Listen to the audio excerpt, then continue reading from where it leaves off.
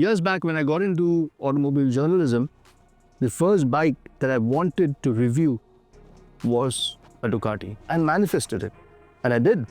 The first bike that I did review from Ducati as a whole, something that sort of pushed my career, was the Ducati Multistrada 1200. That bike was then released in a V4 configuration, which went to win the Pikes Peak competition. That was the last time bikes ever raced on the Pikes Peak. This is 2025, and what we have here is the 2025 Ducati Panigale V4 S.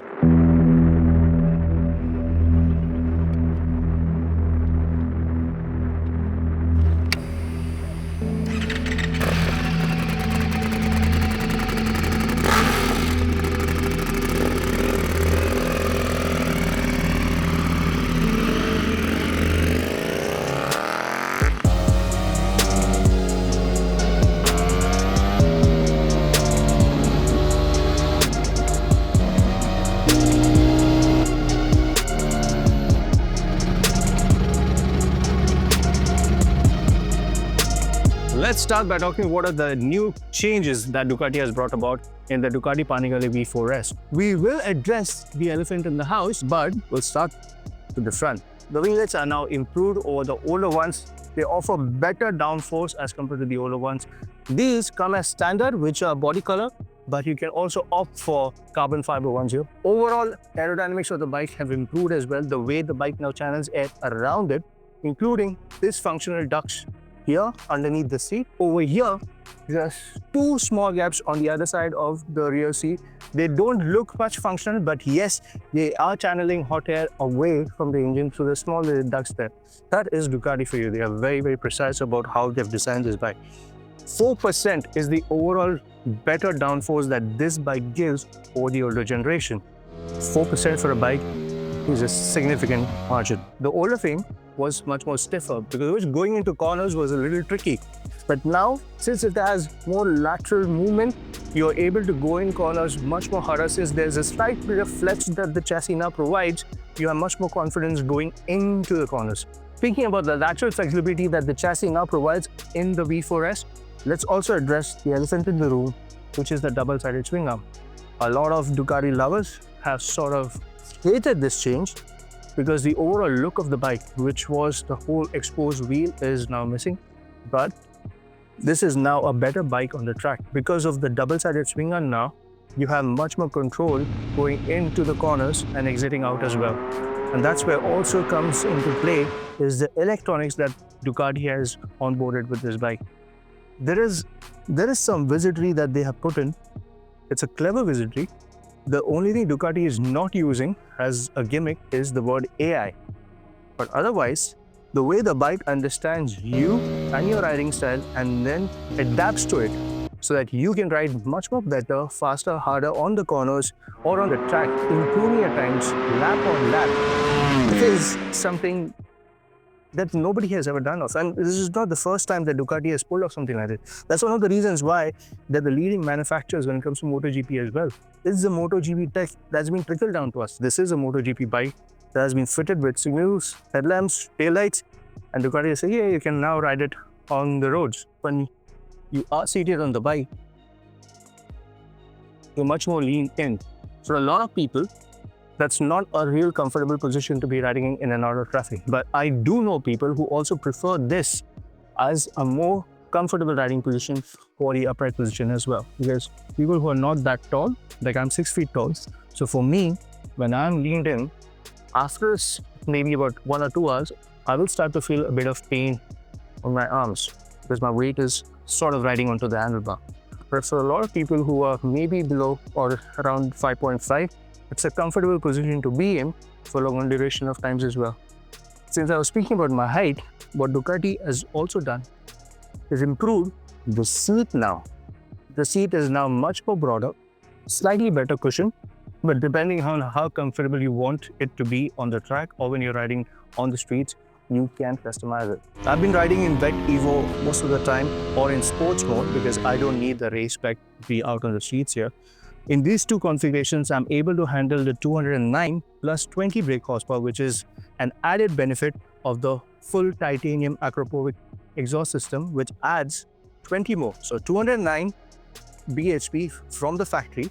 You add this exhaust system and you have additional 20 more. So it's 229 brake horsepower more from the stock. That's just by slapping on this exhaust system. Yeah, it's not cheap. It's 40,000 dirhams additionally. So it sounds good though. It sounds really well. That's one of the things that we have been enjoying on our journeys here or this ride, or I've been personally enjoying.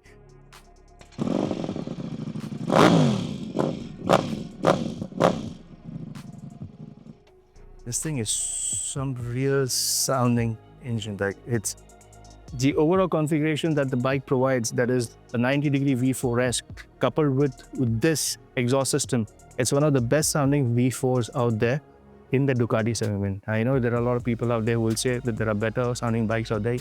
Maybe, but for Ducati lovers, this is a tune that they would like to listen to day in, day out. We did get stopped a lot of places where a lot of people asked us to look where they can check out the bike, they can hear the bike, or to click some pictures. What Ducati has done is given us more aids to handle all that power that the bike is channeling down to the tarmac much more better. So it's much more easier, not just on the track, but also on your daily drives. The clutch feels slightly more lighter because this is a hydraulic slippery clutch, which can also be opted for a dry clutch. But right now, this setup right now is a hydraulic with a slippery clutch.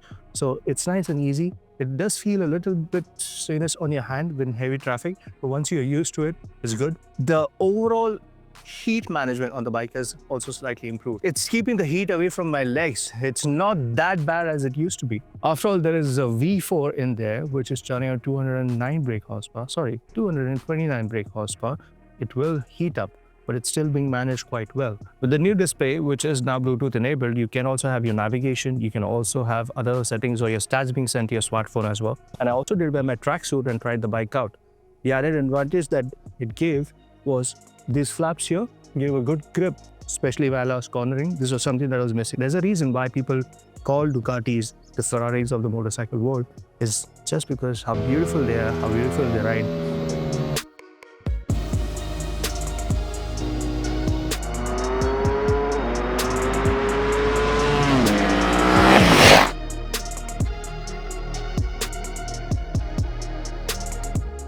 In the last 2 years, we had a lot of mobile phone manufacturers or smartphone manufacturers talk about AI and how they have integrated AI into their phones to make them smarter.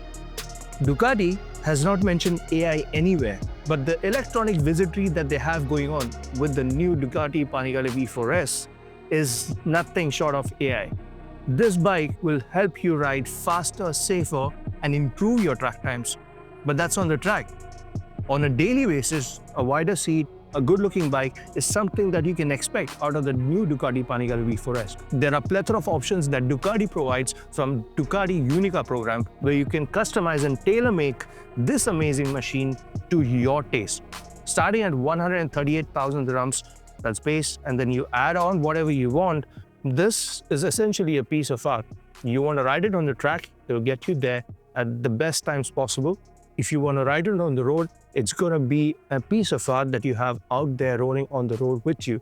And on those days when you don't want to ride the bike, you can have this parked in your living room, and aesthetically, it will add more value to your overall experience or your living room in itself. This has been our first ride, but the new 2025 Ducati Panigale V4 S. For more such content on tech, bikes, and cars, stay tuned to Cornea Impression. If you haven't already subscribed, like the kind of content, and if there's any particular content that you would like, or any particular car or bike that you would like us to cover, do leave us a comment. This is Orlis from the Cornea Impression signing off.